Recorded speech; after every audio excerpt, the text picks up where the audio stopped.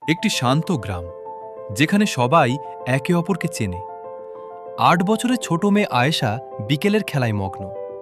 তার মা রহিমা দরজায় দাঁড়িয়ে তাকাচ্ছেন, মন খারাপে ভরা। হঠাৎ করেই আয়েশা নিখোঁজ। মা রহিমা চিৎকার করে ডেকে ওঠেন। বাবা করিম দ্রুত ঘরে ফিরে খুঁজতে বের হন। গ্রাম জুড়ে আতঙ্ক ছড়িয়ে পড়ে।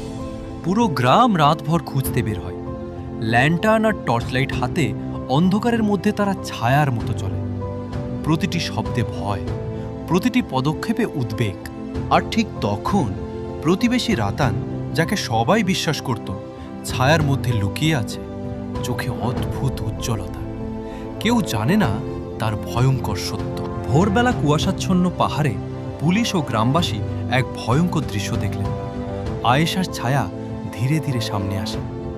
গ্রামের মানুষ স্তব্ধ, চোখে অবিশ্বাস। পুলিশ দ্রুত তদন্ত শুরু করে। রাতানকে জিজ্ঞাসাবাদ করা হয়। শেষে সত্য বের হয়। অপরাধীর হাত ধরে ধরা পড়ে। গ্রামবাসী রাস্তায় নেমে আসে। তাদের একটাই দাবি, ন্যায় বিচার। ভয়, ক্ষোভ এবং বেদনা একসাথে ফুটে ওঠে তাদের চোখে। আপনাদের কাছে মনে হতে পারে এটা এক ধরনের গল্প, কিন্তু এটা গল্প নয়, এটা বাস্তবতা।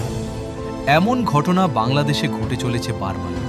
তাই আমরা এ বিষয়ে অবশ্যই প্রতিবাদ করে তুলব। এরকম বাস্তবতার গল্প শুনতে হলে অবশ্যই আমাদের ফলো এবং সাবস্ক্রাইব করে পাশে থাকুন। ধন্যবাদ।